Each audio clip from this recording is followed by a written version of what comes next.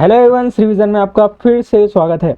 उम्मीद है दोस्तों आपकी तैयारी जोरों शोरों से और शानदार चल रही होगी। तो दोस्तों मुझे अच्छा लगा कि आपने वीडियोस को पसंद किया और मुझे देखकर भी ये अच्छा लग रहा है कि आपको मेरी बताई हुई चीज़ें बहुत ही अच्छे से समझ में भी आ रही है। तो दोस्तों आपकी तैयारी को और बेहतर बनाने के लिए मैं एक ऐसा प्रैक्टिस सेट लेकर आया हूँ जो कि पिछले वर्ष परीक्षा में पूछे गए थे, है ना। पिछले वर्ष कहें या फिर पिछले जितने भी परीक्षा हैं उसमें पूछे गए थे, ठीक है। यदि आपकी इस प्रकार से प्रश्न सॉल्व हो रहे हैं तो आप समझ जाइए कि आपकी तैयारी बहुत ही शानदार हो चुकी है, क्योंकि यहाँ पर मैं थोड़ा सा प्रश्नों का लेवल बढ़ा कर रहा हूँ, ठीक है। लेकिन इसकी खास बात यह होने वाली है कि यदि आपको इंग्लिश से डर लगता है, या तो आपको इंग्लिश समझ ही नहीं आता, या आपने कभी पढ़ा भी नहीं है, फिर भी ये सभी प्रश्न आपसे बनने वाले हैं, वो भी मेरी बताई हुई ट्रिक से। यही तो खास बात होती है इस सीरीज की। तो चलिए बढ़ते हैं हमारे वीडियो की ओर। और अगर आप वीडियो पर नए हैं तो पहले जाइए लाइक शेयर एंड सब्सक्राइब कर लीजिए, तभी आने वाली वीडियोस की नोटिफिकेशन आपको मिल पाएंगी। तो चलिए दोस्तों बढ़ते हैं वीडियो की ओर। हाँ तो चलिए दोस्तों, आज का हमारा प्रैक्टिस सेट नंबर 5 है। इससे पहले हमने 4 प्रैक्टिस सेट लगा लिया है, ठीक है। 4 प्रैक्टिस सेट तो हमने लगा लिया है। अब हम प्रैक्टिस सेट 5 की ओर बढ़ते हैं और इसके बाद मैं एक मैराथन क्लास लाऊंगा जिसमें हम लगभग 70 से 80 प्रश्न करेंगे। इसमें एक ही वीडियो में आपके सारे टॉपिक्स कवर हो जाएंगे। अगर आपको इस मैराथन क्लास चाहिए तो कमेंट बॉक्स पर लिखिए यस। और अगर आपको मेरी वीडियोस पसंद आ रही है तो जैसा कि आपको पता है आपको लिखना होगा शानदार। जब भी मैं आपके कमेंट्स देखता हूँ ना, तो ऐसे तो मैं सबको रिप्लाई नहीं कर पाता, लेकिन आपने देखा होगा कि मैं सभी में लाइक्स करता हूँ, ठीक है। क्योंकि मुझे पसंद आता है और अच्छा भी लगता है कि आपको मेरी चीज़ें पसंद आ रही है और कहीं ना कहीं मैं अपना योगदान आपके आने वाली तैयारी में दे पा रहा हूँ, ठीक है। कहीं ना कहीं आप भी मेरे भाई और बहन जैसे ही हैं, है ना। बहन जैसे क्या हैं, तो इसीलिए मुझे भी अच्छा लगता है कि कहीं ना कहीं मेरे द्वारा आपको थोड़ा तो सहयोग मिल पा रहा है, ठीक है। तो आगे इसी प्रकार से अगर सहयोग चाहिए तो मुझे बताइए कि आपको मेरी वीडियोस कैसी लग रही है, ठीक है। तो चलिए बढ़ते हैं हम प्रैक्टिस सेट नंबर 5 की ओर। क्वेश्चन है, choose the correct opposite word antonyms for the given word. देखिए आपको यहाँ पर हिंदी में वहां पर नहीं दिया होगा, मुझे आपको समझाना है, बताना है, इसलिए मैंने यहाँ पर हिंदी में आपको लिख के दे दिया। इसका मतलब आपको अपोजिट वर्ड एंटोनिम्स आपको बताना है, विलोम शब्द आपको बताना है।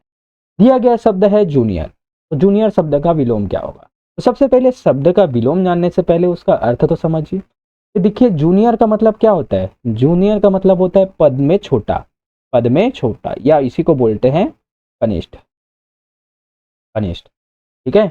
एक कनिष्ठ होता है, एक वरिष्ठ होता है ना। तो ऑप्शन में दिया है एल्डर, तो एल्डर का मतलब होता है वृद्ध, मतलब बड़ा, ठीक है। सुपीरियर, सुपीरियर का मतलब भी होता है उससे ऊपर, है ना। सीनियर, सीनियर का मतलब होता है वरिष्ठ, वरिष्ठ, ठीक है। प्रायर, प्रायर का मतलब होता है पहले, इसको प्रायोरिटी बोलते हैं ना, मतलब मुझे प्रायोरिटी चाहिए, मतलब मुझे प्राथमिकता चाहिए। तो दोस्तों जूनियर का हमको अपोजिट अगर देखना है तो हमारा आंसर हो जाएगा ऑप्शन नंबर सी, सीनियर। जैसा कि नाम से स्पष्ट है, जूनियर का, ठीक है। अब मेरी क्या खास बात इसमें रहती है कि हम सिर्फ एमसीक्यू नहीं करते, बल्कि उससे संबंधित और भी नोट्स देखते हैं, जिससे आपकी सारी तैयारी कंप्लीट हो चुकी हो, ठीक है। चलिए हम देखते हैं और एंटोनिम्स हम देखें। तो देखिए जूनियर, जूनियर का हमने देख लिया पद में छोटा, तो सीनियर का पद में बड़ा, उसका अपोजिट हो गया। इन्फेरियर, इन्फेरियर का मतलब होता है घटिया, तो सुपेरियर का मतलब क्या होता है, बहुत बढ़िया, इट इज सुपेरियर बोलते हैं ना।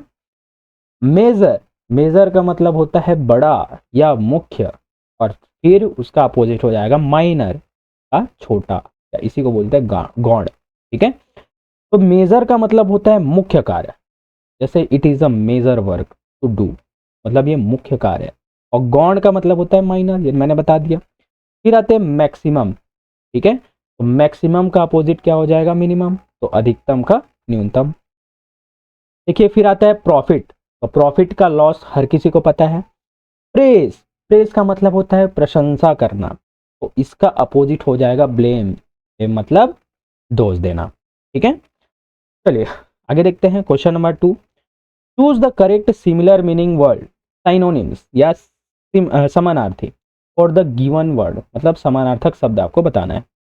तो देखिए वर्ड दिया है आपको ईगर, तो ईगर का मतलब क्या होता है। ईगर का मतलब होता है उत्सुक, उत्सुक। आपने मूवीज में देखा होगा, I was ईगरली waiting for you, मतलब मैं आपके लिए उत्सुकता से वेट कर रहा था, ये बोलते हैं ना। तो कई चीज़ें तो ऐसी हैं हमको मूवीज से ही समझ में आ जाती। तो ईगर का मतलब होता है उत्सुक। तो आपको ऑप्शन में देखना है, देखिए काम, काम का मतलब होता है शांत, शांत रहना। सैड, सैड का मतलब होता है दुखी, दुख। कीन, कीन का मतलब भी क्या होता है, उत्सुक ही होता है, ठीक है।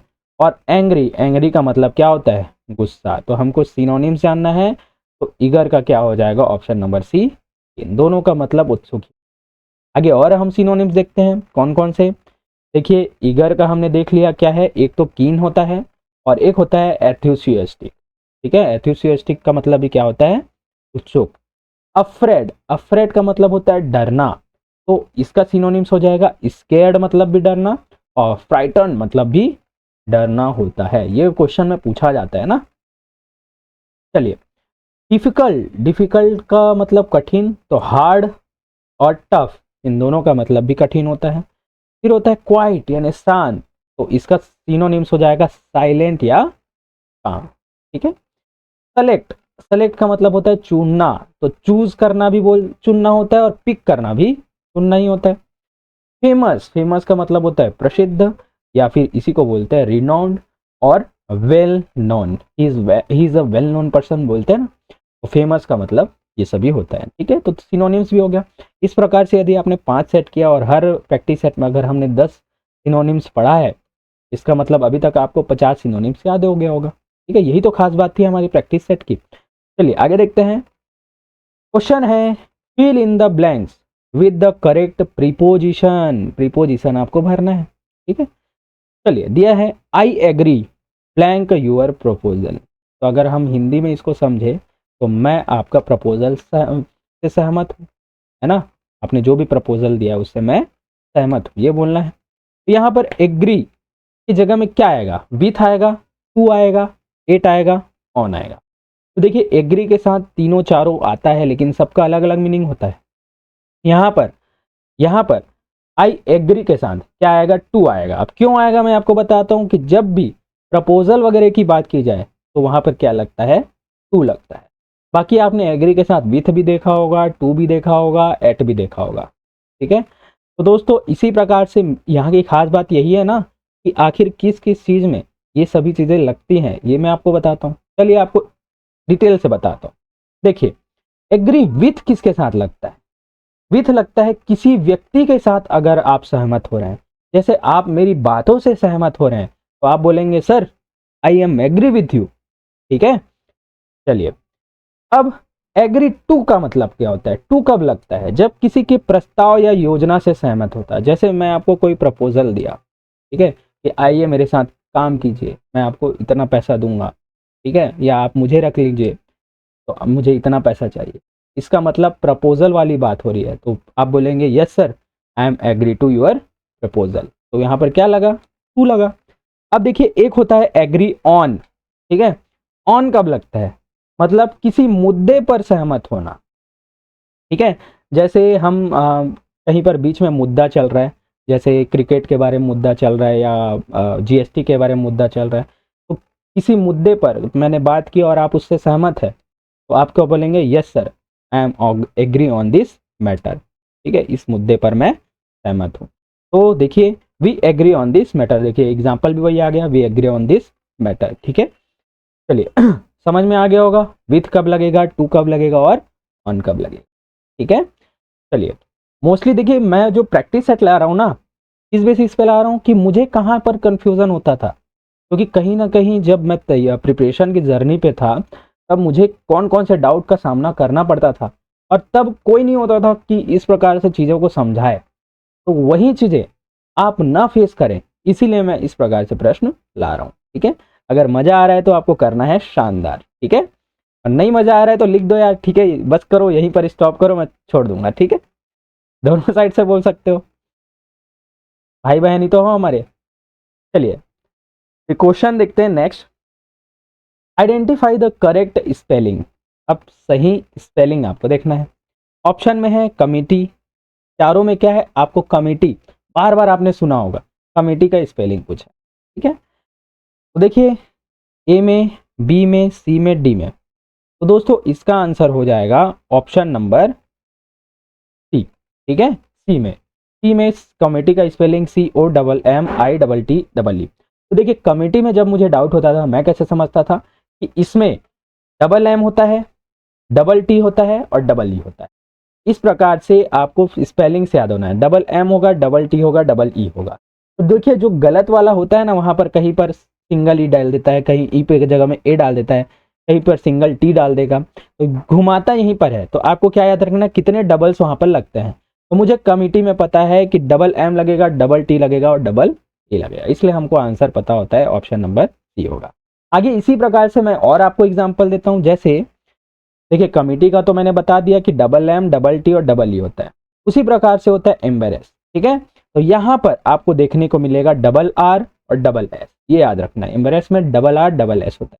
ठीक है, यहीं पर से घुमाता है, सिंगल आर कर देता है या सिंगल एस कर देता है। ठीक है, आर के जगह में ए कर देगा, इस प्रकार से पूछा जाता है। एकोमोडेशन ये बार बार पूछता है, तो यहाँ पर क्या आता है, डबल सी आता है, डबल एम आता है। ठीक है, डबल सी डबल एम, तो यहाँ पर चीजें आपको याद रखना है, एकोमोडेशन। फिर आता है ओकेशन, ओकेशन में आता है डबल सी, ये आपको याद रखना है। ठीक है, OCA दे देता है या फिर तो O डबल सी आता है। पैरेलल, यहाँ पर पैरेलल में डबल L आता है, ये आपको याद रखना है। वहीं ग्रामर में देखिए डबल M तो आता है, लेकिन यहाँ पर घुमाता कहाँ है, A और R में। तो यहाँ पर AR के जगह में ER दे देता है। मोस्टली आप जो एग्जाम्पल देखेंगे ना, AR के जगह में ER दे देता है, और लोग गलती भी वहीं करते हैं, क्योंकि ग्रामर की स्पेलिंग वैसे ही लगती है, लेकिन होती क्या है, AR वाली होती है। ठीक है, चलिए आगे देखते हैं। क्वेश्चन नंबर 5 है, choose the correct form of the verb, मतलब क्रिया का सही रूप आपको बताना है। तो देखिए he has been blank here for. ठीक है, तो सब में वेट वाला बात आया है। तो देखिए यहाँ पर हैज बीन लगा है, हैज बीन लगा है, इसका मतलब ये टेंस है प्रेजेंट परफेक्ट कंटिन्यूअस। ठीक है, प्रेजेंट परफेक्ट कंटिन्यूअस में आपका जो वर्ब है ना, वर्ब में वर्ब का फर्स्ट फॉर्म लगता है और उसमें क्या लगता है, ING लगता है। यदि आपने टेंस पढ़ा होगा तो आसानी से इसका आंसर दे सकते हैं। ठीक है, तो सीधा इसका सूत्र ही होता है सब्जेक्ट प्लस, देखिए इसका present perfect tense continuous tense का सूत्र क्या होता है, सब्जेक्ट प्लस हेल्पिंग वर्ब लगता है हैज या हैव। ठीक है, और फिर लगता है बीन, और फिर वर्ब का फर्स्ट फॉर्म के साथ ING प्लस सिंस या फॉर प्लस ऑब्जेक्ट। तो देखिए ये जो फॉर्मूले है ना, मुझे ऐसे ही याद है, क्यों, क्योंकि मैंने रटा नहीं है इसको। मैं इतनी अच्छी से एक टेबल में आपको समझा सकता हूँ, क्योंकि अभी वर्तमान में आपके पास टाइम नहीं है। ठीक है, इसलिए मुझे फास्ट चलना पड़ रहा है। लेकिन अगर फिर से नई सीरीज स्टार्ट होती है तो इंग्लिश के लिए मैं सेपरेट वीडियोस लाऊंगा, इसमें हम टेंस पढ़ेंगे, वॉइस पढ़ेंगे, नरेशन पढ़ेंगे, और वो भी इतने आसानी से पढ़ेंगे ना कि आपको फॉर्मूले की जरूरत नहीं होती। 36 फॉर्मूला बताते हैं यहाँ पर लोग, लेकिन वैसे की जरूरत ही नहीं है। मुझे यहाँ पर माइंड में याद है कि कैसे उस फॉर्मूले को बनाना है। यहाँ पर मैं मैथ्स भी पढ़ाता हूँ तो भी मैं ऐसे ही बताता हूँ, इंग्लिश भी पढ़ा रहा हूँ तो भी मैं ऐसे ही बताता हूँ, क्योंकि रटने का काम हमारा नहीं है, हमारा काम है समझने का। चलिए, बोल बच्चन ज्यादा हो जाता है क्या कभी कभी ठीक है, तो देखिए ही हैज बीन, तो मैंने बता दिया वर्ब के फर्स्ट फॉर्म के साथ ING लगता है। तो यहाँ पर वर्ब क्या है, वेट, वेट के साथ हमको क्या है, ING चाहिए, तो क्या हो जाएगा, वेटिंग। तो यहाँ पर वेटिंग आता, तो ऑप्शन नंबर डी यहाँ पर करेक्ट हो। ऑप्शन देखने की जरूरत नहीं थी हमको, तो वेटिंग हमारा आंसर होता। चलिए ये देखिए प्रेजेंट परफेक्ट टेंस के बारे में मैंने बता दिया, ये पूरा सूत्र से बताया है ये, है ना। तो देखिए वर्ब में क्या लगना था, ING, जो कि मैंने लगा दिया और आपका आंसर दे दिया। जैसे एग्जाम्पल देखते हैं, it has been, it has been के बाद क्या लगा, रैनिंग लगा, रैन तो नहीं लगा, ING लगा। वहीं दे हैव बीन, फिर यहाँ पर क्या लगा, प्लेइंग, मतलब वर्ब में ING, और वो भी फर्स्ट फॉर्म। ठीक है, चलिए आगे देखते हैं। Change the sentence into passive voice. देखिए वॉइस भी बहुत ही बड़ा चैप्टर है, तो अभी तुरंत तो मैं आपको समझा नहीं पाऊंगा, लेकिन इसका मतलब ये नहीं है कि मैं क्वेश्चन को छोड़ के भी चला जाऊंगा। आपको बिना वॉइस सीखे भी इसको हल कैसे करना है मैं आपको बताऊं, कुछ कुछ बस आपको नियम जानने। तो देखिए यहाँ पर दिया है हु टॉट यू इंग्लिश। ठीक है, हु टॉट यू इंग्लिश, तो यहाँ पर हु दिखाना, हु, तो हु का जब भी आप वॉइस में चेंज करेंगे ना, तो ये क्या हो जाता है, बाई हूं, बाई, ये आपको याद है, हु का क्या हो जाता है, बाई हूं, ये होता है भाई। तो देखिए बाई होम किस में दिया है, ए में दिया है क्या, नहीं। बी में दिया है, सी में दिया है, डी में दिया है क्या, नहीं। तो ए और डी तो हो ही नहीं सकते। अब बस आपको देखना है बी और सी में, ठीक है। अब देखिए हु टॉट यू इंग्लिश, इसका मतलब ये प्रश्नवाचक में है, प्रश्नवाचक में है ना। तो जब भी सामान्य को हमको प्रश्नवाचक में बनाना रहता है तो जो सहायक क्रिया होती है, सहायक क्रिया हम जो टेंस में यूज करते हैं वो सब्जेक्ट के पहले आती है, सब्जेक्ट के पहले आएगी ना। इसका मतलब यू के पहले हमको क्या देखना है, सहायक क्रिया देखनी है। तो सहायक क्रिया कौन सी लगेगी, क्योंकि ये पास्ट टेंस में है, थॉट है, पास्ट टेंस में है, तो सहायक क्रिया भी वॉस या वर लगेगी, ठीक है। तो देखिए आपको सहायक क्रिया लगाना है बस, वो भी सब्जेक्ट के पहले। तो इतना सब चीज नहीं सही देखना था आपको, सिर्फ ये देखना था कि बी और सी में हमको कंपेयर करके निकालना। तो देखिए मैंने क्या बताया, सब्जेक्ट के पहले लगना है हमारा हेल्पिंग वर्ब। तो देखिए ये है सब्जेक्ट, इसके पहले लगा है वर्ब, ये है सब्जेक्ट, इसके बाद में लगा है वर्ब। तो मैंने क्या बताया कि सब्जेक्ट के पहले लगाना है हमको सहायक क्रिया। इसका मतलब हमारा आंसर हो जाता ऑप्शन नंबर बी, सी नहीं होता। तो देखिए हमने पूरा का पूरा वॉइस का रूल पढ़ा ही नहीं, बस थोड़े से में ही हमने आंसर निकाल दिया, ठीक है। यही तो होती है स्मार्ट स्ट्रेटेजी, ठीक है।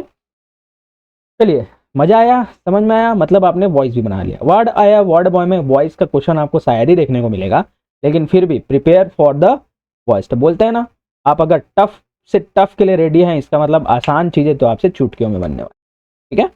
चलिए, और अमीन पटवारी में देखने को मिलेगा ना, ये याद रखना है आपको। तो इसके लिए मैं फिर से क्या है सीक्वेंस वाइज लाऊंगा सारी चीजें। तो देखिए हु का क्या बन जाएगा, बाई हुम मैंने बता दिया, और हेल्पिंग वर्ब लगेगा वॉज वर्ब, फिर सब्जेक्ट आता, फिर वर्ब का थर्ड फॉर्म आता, ठीक है। जैसे यहाँ पर दिया है example, who broke the glass, who broke the glass, तो मैंने क्या बताया, हु का क्या हो जाता है बाई हुम, तो बाई हुम लिख दिया। फिर जो सहायक क्रिया है वो लगनी रहती है, तो यहाँ पर क्या लगेगा, वॉस लगेगा, फिर द ग्लास, फिर वर्ब का थर्ड फॉर्म ब्रोकन। तो इस प्रकार से वॉइस बन जाता है, ठीक है। आगे देखते हैं, क्वेश्चन 7 है, fill in the blanks with the correct word. तो सही वर्ड आपको रखना है भाई। दिया है the teacher give me a piece of blank, दिया है एडवाइस, इसमें एस ही आया है। बी दिया है एडवाइस, इसमें सी आया है। सी दिया है एडवाइज्ड, या डी दिया है एडवाइस। बहुत ही अच्छा क्वेश्चन, मोस्टली लोगों 95% लोगों से नहीं बनता है, क्यों नहीं बनता अभी मैं बताता हूँ। तो देखिए यहां पर दिया गया है the teacher gave me a piece of, ठीक है, तो सब में एडवाइस है, इसका मतलब सलाह। तो देखिए यहां पर हिंदी में होगा, टीचर ने, शिक्षक ने मुझे एक सलाह दी, ठीक है, इतना आपने समझ लिया। अब देखिए यहां पर सलाह दी है, तो पास्ट टेंस में होगा क्या, एडवाइज्ड होगा क्या, नहीं। एडवाइजिंग होगा क्या, अभी भी दे रहे हैं क्या, नहीं, तो ये भी नहीं आएगा। सिर्फ हमको एडवाइस एसी और सी में हमको देखना था। तो देखिए एसी और सी में क्या अंतर है ये आपको देना है। देखिए दोनों का मतलब क्या होता है, सलाह होता है, सलाह होता है, दोनों का मतलब सलाह होता है। लेकिन जो एडवाइस एस ई है ना, एस ई है, उसमें होता है सलाह देना, सलाह देना। लेकिन एडवाइस का मतलब सिर्फ होता है सलाह, ठीक है, सलाह केवल और केवल। और एडवाइस एस ई में होता है सलाह देना, मतलब देना उसमें साथ में लगा है। तो देखिए यहां पर द टीचर गिव मी, तो देना वाला वर्ड तो पहले से यूज हो गया है, देना वाला वर्ड पहले से, गिव का मतलब क्या होता है, देना, देना, ठीक है। तो देखिए हाँ, तो गिव मी तो एडवाइज्ड भी आ सकता है भैया, देखिए एडवाइज्ड भी आ सकता है ना, सॉरी, एडवाइस भी आ सकता है क्योंकि पास्ट टेंस है ना, एडवाइस भी आ सकता है।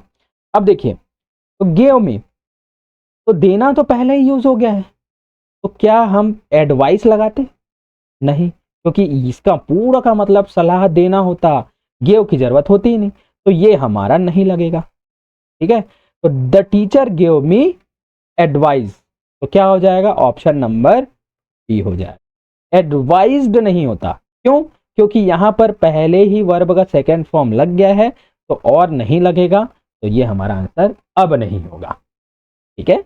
तो देखिए हमारा आंसर हो जाएगा ADVIC। अब भी समझ नहीं आया तो अब मैं और एग्जांपल देता हूं, ठीक है। तो देखिए जैसे मैंने बोला ही गिव मी एडवाइस, ही गिव मी एडवाइस, इसका मतलब हो जाता है वह मुझे सलाह देता है। और इसी को मैं क्या बोल सकता हूं, ही एडवाइस, एडवाइसेस, एडवाइसेस एस हो जाता एस ई एस, ही एडवाइसेस में या ही एडवाइस में। ठीक है, तो यहां पर हमने क्या लगाया, एस ही वाला लगाया, एस ही, सॉरी यार ये स्पेलिंग ही थी यहाँ पर, पेन टैब में लिखने में थोड़ी दिक्कत होती है, आप लोग का सपोर्ट रहा, जल्द से जल्द डिजिटल बोर्ड आएगा। तो देखिए ही एडवाइस मी, ही एडवाइस मी, तो देखिए यहाँ पर हमने गिव को हटा दिया। ठीक है, देखिए इसमें गिव है क्या, नहीं, क्योंकि एडवाइस का मतलब पूरा का पूरा क्या होता है, सलाह देना। ठीक है, इसमें केवल और केवल सलाह होता है, तो सलाह देना हमको यूज लगाना पड़ा, देना लगाना पड़ा, इसमें तो पहले से होता है, जरूरत नहीं। देखिए ज़्यादा समझाने की ज़रूरत नहीं है, सीधी सी मैच बात है, और मैं आपको बता देता हूँ क्या। देखिए एडवाइस का मतलब होता है क्या, सलाह होता है, जैसे he gave me good advice, ये हो गया, तो यहाँ पर हमको गेव लगाना पड़ा क्योंकि ये इसका मतलब केवल और केवल सलाह होता है। और एडवाइस का मतलब होता है सलाह देना, तो हमको गिव लगाने की जरूरत नहीं है, सीधा यहाँ पर हो जाता he advised me to work hard. ठीक है, पास्ट टेंस था तो he advised me to work hard, give लगाया क्या यहाँ पर मैंने। ठीक है, तो देखिए सी वाला अगर ट्रिक आपको याद रखना है तो सी फॉर क्या होती है, काउंसिल, इसका मतलब होता है सलाह। तो देखिए ये वाली सी वाला का मतलब होता है सलाह, ये याद करने की ट्रिक है। वहीं एस फॉर क्या होता है, सजेशन, इसका मतलब होता है सजेशन देना, है ना, सलाह देना। तो आप एस वाले को याद कर सकते हैं कि वो सलाह देता है। ठीक है, चलिए आगे देखते हैं। Choose the correct meaning of the items to build the cat, ये आइटम्स है। ठीक है, तो देखिए ऑप्शन में है टू बेल द कैट का मतलब क्या होता है। ठीक है, बेल मतलब होता है घंटी, कैट मतलब होता है बिल्ली, तो क्या है, कैट बिल्ली की घंटी बजाना, ये होगा क्या, नहीं। मुहावरे का जो है मतलब जो हमने लिखा है उसका जस्ट अपोजिट बहुत ही अलग होता है। ठीक है, तो देखिए ऑप्शन में दिया है to love a cat, B दिया है to play with cat, to love a cat मतलब बिल्ली से प्यार करना, टू प्ले विथ कैट मतलब बिल्ली के साथ खेलना, टू फीड अ कैट का मतलब बिल्ली को खाना खिलाना, to take the lead in dangerous situation मतलब कठिन परिस्थिति में लीड रोल प्ले करना, सबसे सामने में आना। तो दोस्तों टू बेल द कैट का मतलब हो जाएगा option number D, to take the lead in dangerous situation. ये दो मुहावरे होते हैं इंग्लिश। ठीक है, तो देखिए इसको समझने का बहुत ही शानदार तरीका होता है कि कहीं भी इस प्रकार से आपको आइटम्स देना तो कैट वैट इस सबसे कनेक्शन देगा ही नहीं, उस वर्ड से कनेक्शन मोस्टली बहुत ही कम होता है। देखिए यहाँ पर कैट को लिख दिया गया है, तो मोस्टली लोग जिन्होंने नहीं पढ़ा है वो कैट से रिलेशन करके ही बनाएंगे, सीधा डी को ही हटा देंगे, जबकि यहाँ पर डी ही आंसर होता। ठीक है, चलिए आगे देखते हैं और आइडियम्स। यह है an apple of one's eye, मतलब कई लोग बोलते हैं ना आंख का तारा, तो यहाँ पर आंख का सेब है। ठीक है, तो यहाँ पर क्या हो जाएगा, बहुत प्यारा, तो an apple of one's eye ये होता है बहुत प्यारा होता है, very dear. A piece of cake का मतलब होता है बहुत आसान काम, this work was for me a piece of cake only, मतलब ये काम मेरे लिए बहुत ही आसान था, ऐसा बोलते हैं। फिर दिया है once in a blue moon, once in a blue moon मतलब कभी कभार दिख जाना, है ना ईद का चांद होना जैसे बोलते हैं ना, तो इस यही इंग्लिश में क्या होता है, once in a blue moon. Hindi में बोलते हैं तो ईद का चांद, इंग्लिश में बोलते हैं once in a blue moon. फिर देखते हैं to cry over spilt milk, इसका मतलब होता है बीती बातों पर पछताना, है ना, जो हो गया है उसके बारे में बार बार बात कर करके पछताते रहना, इसे बोलते हैं टू क्राई ओवर स्पिल्ट। फिर देखते हैं all that glitters is not gold, इसका मतलब ग्लिटर का मतलब होता है चमकना, तो जो भी चमकती हुई चीज है वो सोना नहीं होती, हर चमकती हुई चीज सोना नहीं होती, ये मोस्ट इंपॉर्टेंट है, तो आपको याद रखना है all that glitters is not gold. ठीक है, चलिए आगे देखते हैं। देखिए थोड़ा स्लो पढ़ा रहा हूँ, क्यों, क्योंकि ऐसे बच्चे भी हैं जिन्होंने तैयारी छोड़ रखी थी और उनको भी मुझे समझाना जरूरी है, तो जो लोगों को बहुत ही अच्छे से इजीली समझ में आ जा रहा है वो थोड़ा स्पीड मोड में देखें। ठीक है, चलिए choose the correct plural of daughter in law. ठीक है, डॉटर इन लॉ का बहुवचन आपको बनाना है। ऑप्शन में है daughter in laws, daughters in law, daughters in laws और डॉटर इन्स लॉ। तो देखिए यहाँ पर प्लूरल मतलब बहुवचन बनाना है तो आपको एस या ईएस किस में लगाना है, यही मेन कंफ्यूजन होता है। तो जब भी इस प्रकार से आपको वर्ड दिए गए, ठीक है, जहां पर इन लॉ ये सभी चीज हैं, तो हमेशा मुख्य शब्द में आपको क्या लगाना है, एस या ईएस लगाना है। यहाँ पर डॉटर इन लॉ में मुख्य शब्द क्या है, डॉटर है, ठीक है।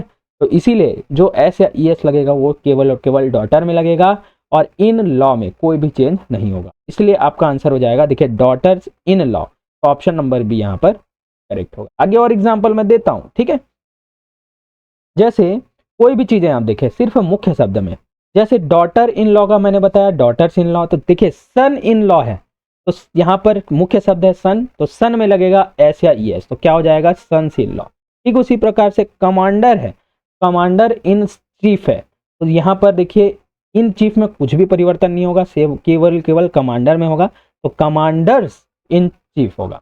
फिर वहीं पैसर बाई अगर दिया है तो यहाँ पर क्या हो जाएगा, पैसर्स बाई, आगे बाई में कोई भी परिवर्तन, ठीक है।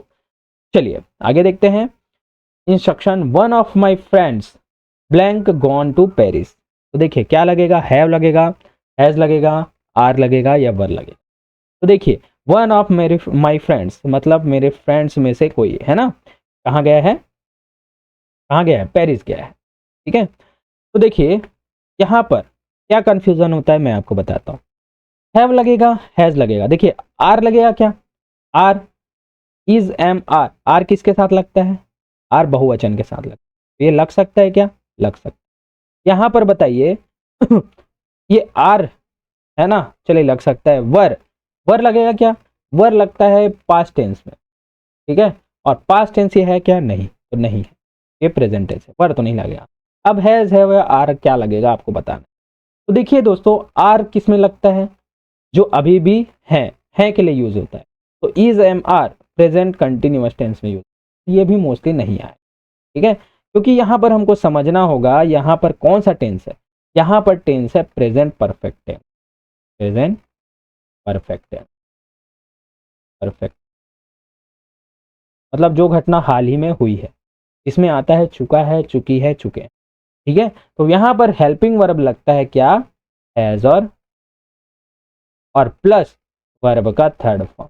देखिए मैंने वर्ब का थर्ड फॉर्म लगा देखा, इसका मतलब क्या लगेगा, हैज और हैव लगेगा, ये मैंने दिमाग में बसा लिया, इसलिए मैंने आर और वर्ब को हटा ही दिया।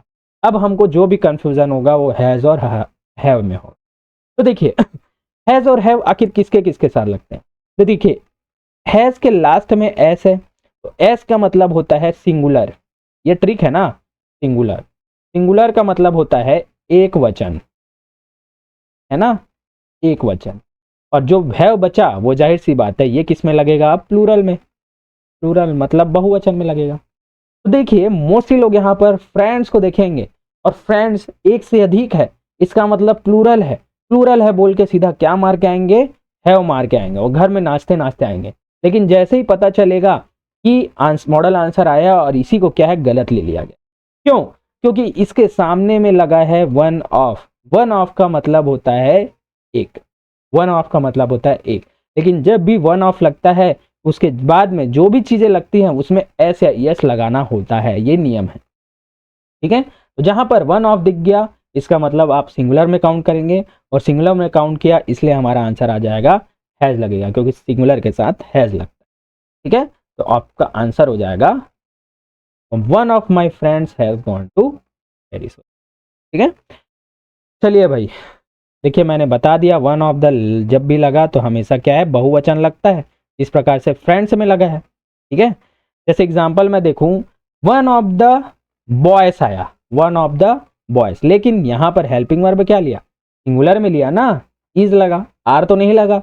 वैसे ही one of my books has लगा, ना कि हैव लगा, क्योंकि यहाँ पर बुक्स है तो बहुवचन न मानिए, यहाँ पर वन ऑफ पहले लगा, ये आपको देखना है, इसका मतलब एक वचन में मानकर हमको चलाना है, ठीक है। चलिए भाई आगे बढ़ते हैं, ये थोड़ा लेवल अप वाले क्वेश्चन है ना, इससे टफ नहीं आएंगे, ये मेरी गारंटी है। चलिए क्वेश्चन है identify the kind of sentence, ठीक है, वाक्य के प्रकार को बताना है आप। What a beautiful flower it is. देखिए अगर आपने मेरे प्रैक्टिस सेट्स को लगाया होगा तो सीधा इस सेंटेंस को देख के ही आंसर दिए होंगे। क्यों? क्योंकि यहाँ पर ये जो साइन है लास्ट में दिख रही है, लास्ट में अगर ये वाली साइन दिख गई इसका मतलब ये कौन सा सेंटेंस होता है? ये होता है एक्सक्लामेटरी। इसी को ही क्या बोलते हैं? विस्मयादिबोधक। तो हमारा आंसर हो जाता option number D, exclamatory sentence. सोचना ही नहीं पड़ा। चलिए तो देखिए एक्सक्लामेटरी सेंटेंस होते क्या है फिर से बता देते हैं। तो ये वाक्य मन के तीव्र भाव मतलब आश्चर्यता या एकदम खुश हो जाना, एकदम दुख हो जाना, इसको प्रतीत करते हैं। जैसे इसमें अगर आपको समझना है कि कौन सा है ये एक्सक्लामेटरी है या नहीं, तो व्हाट या हाउ वाले वर्ड्स आते हैं सामने में। व्हाट अ ब्यूटीफुल डे, इसका मतलब वो exclamatory sentence. How beautiful sea is, इसका मतलब वो कितनी खूबसूरत है, इसका मतलब है वो एक्सक्लामेटरी सेंटेंस। ठीक है, जैसे बोलते हैं एग्जाम्पल में what a pity, how clever you are, hurrah we have won the match. इसका मतलब हुआ है हमने क्या देखा है, देखिए लास्ट में एक्सक्लामेटरी वाक्य देखा और आश्चर्य वाली बात की जा रही है। ठीक है, चलिए आगे बढ़ते हैं। इंस्ट्रक्शन दिया है the train had left before I blank the station. मतलब मेरे स्टेशन पहुंचने से पहले क्या है, ट्रेन जा चुकी। ये बोला जा रहा है the train had left before I blank the station. तो देखिए हैड लेफ्ट यहाँ पर दिखा, तो हैड लेफ्ट दिखा, इसका मतलब ये कौन सा टेंस में है, पास्ट टेंस में। मतलब पास्ट की बात की जा रही है, मतलब यहाँ पर भी सेकेंड वाला में भी क्या है, पास्ट वाला ही बात आएगा। तो देखिए रिच मतलब पहुंचना होता है, तो रिच का पास्ट टेंस देखना है हमको, रिच्ड होगा। तो रिच आएगा क्या, नहीं आएगा। ठीक है, रिच्ड आएगा क्या, जी हाँ जरूर आ सकता है। हैड रिच्ड आएगा क्या, हैड लेफ्ट तो पहले लग गया तो हैड रिच्ड नहीं आएगा। विल रिच आएगा क्या, विल तो फ्यूचर में आता है तो ये भी नहीं आएगा। Option number B. ठीक है, तो the train had left before I reached the station correct होगा, तो ऑप्शन नंबर बी करेक्ट होगा। ठीक है, तो देखिए इसी को पास्ट परफेक्ट टेंस में मैंने बताया। देखिए क्या होता है, इसमें लगता है structure subject plus had plus verb का third form, before plus subject plus verb का सेकेंड फॉर्म लगता है, जब इस प्रकार से स्ट्रक्चर में होता है। देखिए इस प्रकार से स्ट्रक्चर क्या बार बार आप याद कर सकते हैं? नहीं ना, इतने स्ट्रक्चर आपको याद करने की जरूरत होती भी नहीं है, क्योंकि हमेशा अलग अलग प्रकार के प्रश्न आते हैं। तो जिस प्रकार से मैंने यहाँ पर अप्रोच बताया कि अगर यहाँ पर पास्ट है तो यहाँ पर भी पास्ट का ही फॉर्म आएगा, इसका मतलब हमने पहला वाला फॉर्म को घटा दिया। फिर हैड रिच्ड लगाया तो हैड तो पहले ही लग गया है तो दूसरे में नहीं आएगा, इस प्रकार से हटा दिया। और विल तो आएगा ही नहीं क्योंकि फ्यूचर में आता है, इसलिए हमने सीधा रिच ले लिया। फॉर्मूले की जरूरत हम यूज तो करते ही नहीं है, यही हमारा क्या है उद्देश्य होता है। चलिए नेक्स्ट देखते हैं, चूज द करेक्ट आर्टिकल। तो दिया है he is blank best boy in the class. बताइए भैया क्या लगेगा, ए लगेगा, एन लगेगा, द लगेगा या नो आर्टिकल। तो देखिए यहाँ पर आपका सीधा का सीधा दिख रहा है क्या लगेगा। जब भी हम बात करते हैं यहाँ पर डिग्री भी आती है, कंप्लीट डिग्री अगर आपने पढ़ा होगा, कॉम्परेटिव सुपरलेटिव ये सब डिग्री पढ़ा है ना। कॉम्परेटिव में हम देन का यूज करते हैं, और जब सुपरलेटिव यूज होता है तो द बेस्ट, द बिगेस्ट ऐसा यूज होता है। तो यहाँ पर देखिए बेस्ट बता रहे हैं, इसका मतलब सीधा यहाँ पर क्या लगता, द लगता। ए एन का कोई रोल ही नहीं था, द बेस्ट दिख गया, इसका मतलब सुपरलेटिव में दिख रहा है, इसलिए हमारा आंसर आ जाता ऑप्शन नंबर सी। आगे मैं और एग्जांपल देता हूं, देखिए जैसे ही इज द टॉलेस्ट आ गया, द टॉलेस्ट मतलब सबसे लंबा, द मोस्ट ब्यूटीफुल तो यहां पर सबसे सुंदर, द हाईएस्ट इसका मतलब सबसे ऊंचा, है ना।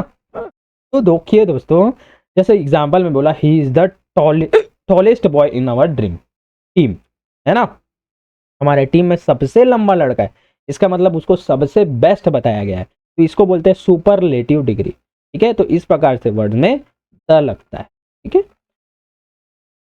चलिए चलिए क्वेश्चन दिया है a person who loves his country is called, मतलब जो अपने देश, है ना, ए person who loves his country मतलब जो अपने देश से प्रेम करता है उसे क्या कहते हैं। ऑप्शन नंबर ए है ट्रेटर, बी है पैट्रियट, सी है टेररिस्ट या डी है मार्टियर। ठीक है, ट्रेटर का मतलब होता है गद्दार, पैट्रियट या मतलब होता है देश प्रेमी, टेररिस्ट का मतलब होता है आतंकवादी, मार्टियर मतलब होता है शहीद। तो दोस्तों जो अपने कंट्री से प्यार करता है उसे क्या कहते हैं? Patriot. We are a patriot, मतलब हम क्या है? देशभक्त, देशभक्त है ना। तो लिख दीजिए भैया, वी लव इंडिया। ठीक है, we love India and we will die for India. बोलते ही हैं और कर भी सकते हैं। चलिए आगे मैं और बताता हूँ क्या क्या होता है। वन वर्ड देखते हैं ना, इसे वर्ड वर्ड सब्स्टिट्यूशन कहते हैं। तो देखिए और देखते हैं, a person who loves his country, ये तो हमने पढ़ लिया, क्या है? पेट्रियट कहलाता है। A person who बिट्रेस his country, मतलब जो अपनी कंट्री को धोखा देता है वो क्या है? देश का गद्दार, मतलब ट्रेटर होता है। ठीक है, फिर है a person who dies for in country, मतलब अपने मातृभूमि के लिए शहीद हो जाता है, तो इसे क्या कहते हैं? शहीद कहते हैं, शहादत, तो मार्टियर। ठीक है, अब person who lives in a country but is not citizen, तो यह बोलते हैं एलियन, क्या होता है? विदेशी। ठीक है, इसे आपको याद रखना है। कंट्री की बात हो गई, मतलब कमेंट में हमको लिखना होगा Jai Hind, we love our country and we are to patriot. ठीक है, मतलब हम खुद भी क्या है? देश प्रेमी है। चलिए आगे देखते हैं। क्वेश्चन दिया है, add a correct question tag. बहुत ही शानदार है, क्वेश्चन टैग वाले प्रश्न हमने तो करा रखे हैं, आगे उसको भी देखिएगा, लेकिन आज थोड़े नए वाले लाते हैं। दिया है let's go to the party, let's go to the party. तो यहाँ पर क्या है? लेट्स का प्रयोग किया गया है, और लेट्स का जब भी प्रयोग किया जाता है ना, तो इसका क्वेश्चन टैग बनाना बहुत ही आसान है। तो यहाँ पर क्या लगता है? हमेशा क्या लगता है? शैल वी, शैल लगता है, शैल लगता है, तो शैल भी हमेशा आपको देखने को मिलेगा। Let's go to the party, तो हमको क्या लगाना है? सीधा शैल भी हमारा आंसर हो जाएगा। ये ट्रिक ही है, सीधा आपको याद रखना है, जब भी लेट्स वाले प्रश्न है आपको शैल भी लगा के चुपचाप बैठ जाना है, यही करेक्ट आंसर होगा। ठीक है, चलिए special rules for question tags और मैं बताता हूँ। जैसे लेट्स या लेट अस आपको दिखा, तो वहां पर हमेशा क्या लगाना है? आपको शैल भी लगाना है, ये तो पता ही है। जैसे एग्जांपल है लेट्स प्ले क्रिकेट, तो क्या होगा? शैल भी, हमें खेलना चाहिए, है ना। अब देखिए, जो वाक्य वर्ब की फर्स्ट फॉर्म से शुरू होते हैं, मतलब क्रिया का पहला रूप से शुरू होते हैं, है ना, उनका क्वेश्चन टैग विल यू से लगाते हैं, है ना। जहां पर आपको क्रिया का प्रथम रूप दिखा, वहां पर हम क्या लगाएंगे? Will you. और यहाँ पर जो इस प्रकार से प्रश्न होते हैं ना, इसमें आज्ञा वाले प्रश्न होते हैं, अनुमति वाले प्रश्न होते हैं। जैसे open the door, open the door, यहाँ पर बोल रहे हैं ना, आज्ञा दे रहा है ओपन द डोर, तो यहाँ पर क्या लगेगा? ये ओपन जो है ओपन खोलना क्रिया का पहले रूप में है ना। Open, opened, opened past tense में हो जाएगा, क्रिया का पहला रूप ओपन है, तो यहाँ पर क्या लगेगा? Will you. ठीक है, और आज्ञा भी मांग रहे हैं, please help me, please help me, तो क्या हो जाएगा यहाँ पर? वांट यू, करोगी कि नहीं, है ना। तो ये वांट टू कैसे आया? इसका मतलब होता है will not, will not you, ये मिलकर क्या बना? वांट। जब भी क्या है, मैंने बताया क्वेश्चन टैग में, जब भी सिंपल टेंस होता है, सिंपल वाक्य होता है, उसमें नेगेटिव वाले प्रश्न पूछे जाते हैं, और जब भी नकारात्मक वाले होते हैं उसमें पॉजिटिव वाले। यहाँ पर क्या है? सामान्य वाले पूछे गए हैं, तो हम क्या बोलेंगे? नकारात्मक, तो नकारात्मक के साथ बोलेंगे। अगर यहाँ पर he will not help me होता, तो यहाँ पर होता विल ही होता। ठीक है, लेकिन यहाँ पर हेल्प में दिया है, सामान्य में दिया है, तो इसका मतलब हमको नॉट लगा। ये सारे नियम मैंने बता रखे हैं। ठीक है, चलिए दोस्तों आगे बढ़ते हैं। क्वेश्चन है, find the errors in the sentence, मतलब इस सेंटेंस में हमको एरर बताना। ठीक है, क्वेश्चन दिया है द सीनरीज ऑफ कश्मीर, फिर बी में दिया है आर, सी में दिया है वेरी चार्मिंग, या डी में दिया है नो एरर। बताइए कोई भी यहाँ पर एरर दिख रहा है क्या आपको? The sceneries of Kashmir are very charming, इसमें कौन सा एरर है? तो देखिए, अगर हमने ध्यान से देखा तो यहाँ पर लिखा है द सीनरीज, द सीनरीज। देखिए सीनरीज जो है ये अनकाउंटेबल नाउन है, इसे गिना नहीं जा सकता, कभी भी सीनरीज नहीं होती, क्या होती है? सीनरी होती है। ठीक है, तो यहाँ पर जो है ये गलती है, तो सीनरी गलती है, तो ऑप्शन नंबर ए में त्रुटि है, आपको लगता है। चलिए और मैं आगे बताता हूँ। जैसे अनकाउंटेबल नाउन्स होते क्या हैं? जिसको हम गिन नहीं सकते, है ना। तो कुछ नाउन ऐसे होते हैं जिनका बहुवचन नहीं बनता, वे हमेशा क्या होते हैं? एक वचन में ही होते हैं। जैसे सीनरी हो गया, इंफॉर्मेशन सूचना हो गई, फर्नीचर हो गया, एडवाइस हो गया, लगेज हो गया, पोइट्री हो गया, ये सभी हमेशा सिंगुलर में दिखेंगे। आपको कभी भी बहुवचन में नहीं दिखेंगे। कभी भी सीनरीज नहीं होता, इंफॉर्मेशंस नहीं होता, फर्नीचर्स नहीं होता, एडवाइसेस नहीं होता, लगेज नहीं होता, पोएट्रीज नहीं होती। ठीक है, चलिए, इसलिए वाक्य क्या है, the scenery of Kashmir is very charming, ये होना चाहिए। ठीक है, सीनरीज नहीं हो सकती। चलिए नेक्स्ट देखते हैं, which of the following is an abstract noun. तो एब्स्ट्रैक्ट नाउन का मतलब क्या होता है दोस्तों, एब्स्ट्रैक्ट नाउन का मतलब होता है भाववाचक, भाववाचक संज्ञा। तो कौन सी है आपको बताना है। ऑप्शन ए दिया है बॉय, तो बॉय क्या है, बॉय तो व्यक्तिवाचक संख्या है, तो ये तो नहीं होगा। क्राउड, क्राउड मतलब भीड़, भीड़ मतलब क्या है, समूहवाचक संज्ञा, तो ये भी नहीं होगा। रिवर, रिवर मतलब नदी, नदी क्या हो गई, जातिवाचक संज्ञा, तो ये भी नहीं हुआ। चाइल्डहुड, चाइल्डहुड मतलब बचपना, ये क्या है, भावना है, तो ये क्या हो जाएगी, भाववाचक संख्या अर्थात एब्स्ट्रैक्ट नाउन। तो ऑप्शन नंबर डी एक करेक्ट होगा। ठीक है, चलिए,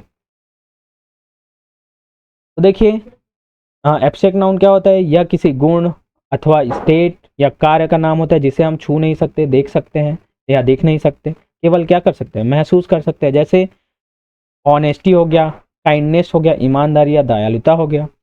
चाइल्डहुड अर्थात बचपन, पुअर्टी यानी गरीबी, यूथ यानी जवानी, ये क्या है, भाव है ना। लॉफ्टर, लॉफ्टर यानी हंसी, मूवमेंट यानी गति, ये सभी चीजें क्या है, भाववाचक संज्ञा के रूप में। ठीक है, आगे देखते हैं, क्वेश्चन है he is senior, he is senior, तो यहां पर क्या आता, देन आता, फ्रॉम आता, ऑफ आएगा, टू आएगा। तो देखिए दोस्तों, यहां पर मोस्टली लोग क्या मानेंगे, देन मार के आएंगे, क्योंकि ये कॉम्परेटिव डिग्री है, ऐसा करके ये मार के आ जाएंगे, लेकिन ये क्या होगा, गलत होगा। दोस्तों यहाँ पर क्या है, एक मेजर ट्रिक, कि जब भी आपको IOR या ER वाला कोई भी वर्ड दिखे तो वहां पर क्या लगता है, टू लगता है, टू लगता है, तो यहाँ पर आंसर हो जाता है ऑप्शन नंबर डी। कैसे, एग्जाम्पल में मैं देता हूँ। देखिए, कुछ एडजेक्टिव ऐसे होते हैं जिसके अंत में क्या आता है, IOR या फिर ER आता है, तो इसके बाद में तुलना करने के लिए देन का प्रयोग नहीं होता, क्या होता है, टू का प्रयोग होता है। जैसे एग्जाम्पल में देखूं, सीनियर, तो IOR आया, तो यहाँ पर हमने क्या लगाया, टू लगाया। जूनियर, तो यहाँ पर भी IOR आया, तो हम क्या लगाएंगे, टू। सुपीरियर, तो यहाँ पर भी IOR आया, तो यहाँ पर टू। इन्फेरियर, तो यहाँ पर भी IOR, तो हमने क्या लगाया, टू। अब प्रीफर, ER आया, तो यहाँ पर भी हम क्या लगाएंगे, तो जैसे आई प्रीफर टी, 10 कॉफी ना होकर क्या होगा, 2 कॉफी। ये क्वेश्चन आता है, और ये क्वेश्चन CGSI मेंस में आया था। ठीक है, मैंने खुद दिलाया है। ठीक है, मैं बता दूं आपको, मेरा भी मेंस क्लियर हुआ था। फिजिकल में कुछ रीजन से क्या बोलें उसको, हर बार वो चीज़ें बोली नहीं जाती, तो इसलिए मैं बाहर हो गया था। तो मेंस मैंने दिलाया है CGSI का, आगे हम CGSI की और तैयारी करेंगे। तो देखिए यहाँ पर क्या लगेगा, I prefer tea to coffee होगा, ना कि देन आएगा। ठीक है, चलो, हाँ, तो चलिए दोस्तों, थोड़ा टेक्निकल इशू यहाँ पर आ रहा है ना, तो आगे के प्रश्न हम नेक्स्ट क्लास में करा देंगे। थोड़ी सी यहाँ पर नेट की इशू आ रही है, जो कि वीडियो लैग हो रहा है। तो दोस्तों, इसी प्रकार के अगर आपको वीडियोज कंटिन्यू चाहिए तो क्लास में कमेंट में लिखिए यस, और अगर वीडियो अच्छी लगी तो लिखे शानदार। तो इसके बाद मैं मैराथन क्लास लाऊंगा, है ना, तो मैराथन क्लास में हम मिलते हैं। तो दोस्तों, मिलते हैं अपने नेक्स्ट वीडियो में नए टॉपिक। तो आज के मेरे वीडियो पर बने रहने के लिए धन्यवाद।